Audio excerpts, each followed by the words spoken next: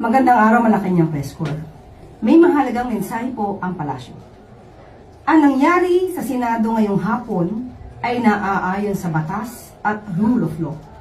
Kinikilala at nirerespeto ng palasyo ang desisyon ng bagong mayorya at ang liderato ni Acting Senate President Sherwin Gatchalian. Yan po ang naging reaksyon ni Manang Claire Castro at ng Malacanang ni Bongbong Marcos tungkol dito sa pagpapalit ng leadership ng Senate Presidency sa Senado. Ngayon, ano bang magiging epekto ba nitong pag-acknowledge nila o yung pagsasabi na suportado nila yung palitan ng leadership dun sa Senado? So ito, panoorin po natin itong paliwanag na to na kung saan nga magiging negatibo ba o positibo ba itong naging pahayag ng Malacanang at ni Manang Claire Castro tungkol dito sa palitan nga ng leadership. So ito, panoorin po natin. Pero syempre, bago ang lahat, kung hindi ka pa nakasubscribe sa Makapili TV, baka naman pwedeng pakipindot po muna yung subscribe button at the same time palike na rin po ng video. Wala naman pong bayad yan, kaya pindot na. So ito, panoorin po natin. Ang pinakahuling pahayag mula sa Malacanang sa pamamagitan ni Claire Castro na kinikilala nila si Senator Gatchalian bilang Senate President ay tunay na nakakabahala. Bakit? Pag-usapan po natin yan. Kanina lang, nadinig ko na naman itong si Claire Castro pero nakakatakot yung kanyang pahayag na sinasabi niya na kinikilala nila si Senator Gatchalian bilang Senate President. Bakit nakakatakot itong pahayag na ito? Well, una, because si Senator Gatchalian was not elected as Senate President. He was elected as Senate President pro tempore. Kung magpasa, parang sa President siya ang Vice President. Ikalawa, wala pong legally constituted quorum kanina na para sabihin na meron talagang lawful na election. Yung 12, kahit bali-balik rin mo man ng konstitusyon, hindi po yan magiging quorum.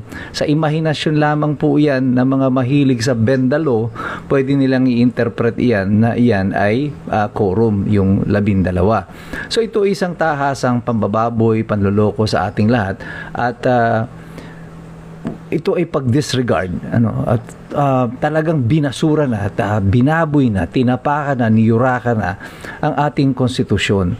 At ngayon sa pahayag na ito ng Malacanang na kinikilala nila si Gatchalian ay meron pong kakaiba tungkol dito. Bakit? Kasi nung si Senator Alan Peter Cayetano ang nahalal na Senate President, nakarinig ba kayo ng deklarasyon from Malacanang na kinikilala? Well, hindi naman kasi kailangan kilalanin ng Malacanang ang Senate President. It's not even necessary. That recognition is not necessary. Bakit? Ako, may hula tayo dyan kung bakit kumbaga in-acknowledge, diba? Bakit suportado ng Malacanang ni Bongbong Marcos yung palitan ng leadership. Dahil alam naman natin, kapag napalitan ng leadership sa Senado, yung pinagtatakpan nila na dapat na hindi mabanggit yung pangalan ni Bongbong Marcos, kaya na naman nilang hilutin na mapagtakpan. Kaya nga, ito yung kumbaga, make or break na itong nangyayari sa atin kung sakasakaling matutuloy yung flood control hearing ng Senate Blue Ribbon Committee.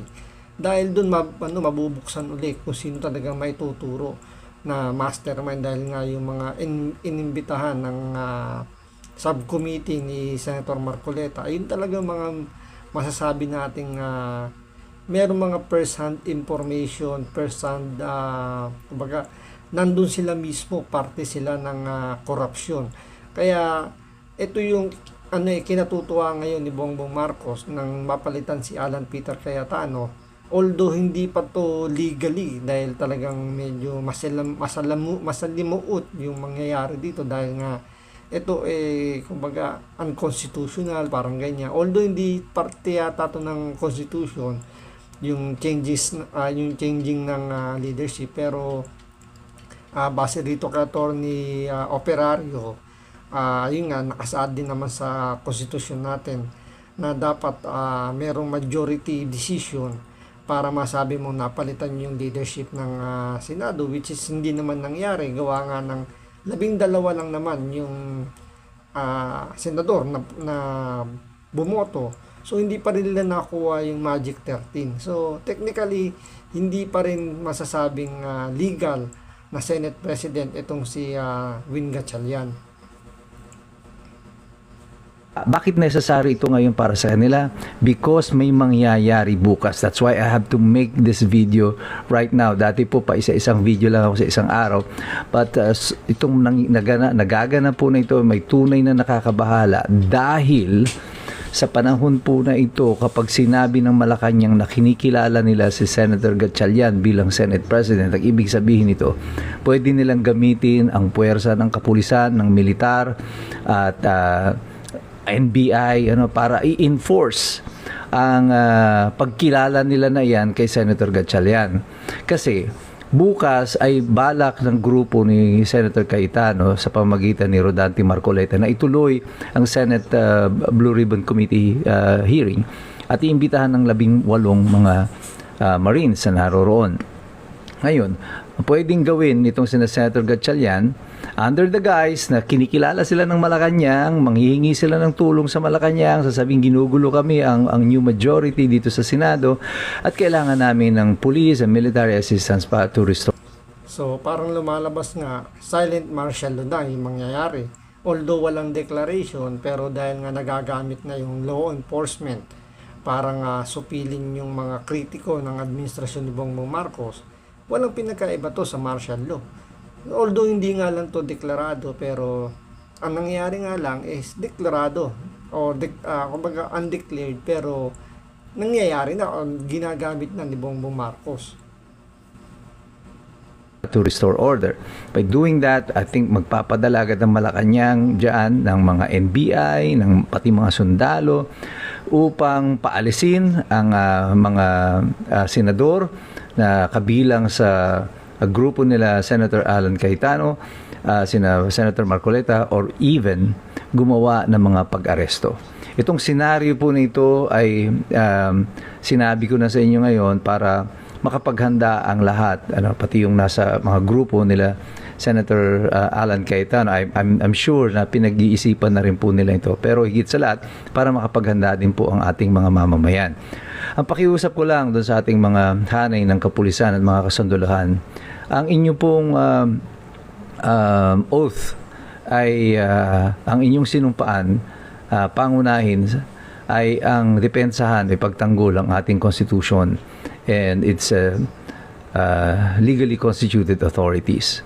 Yan po ang inyong sinumpaan. Kahit po lahat ng mga dito medyo medyo mahirap yung gustong mangyari ni Atty. Ferrario, gawa nga ng hindi mo masisisi yung mga kapulisan natin tsaka kasundaluhan natin na sundin yung konstitusyon.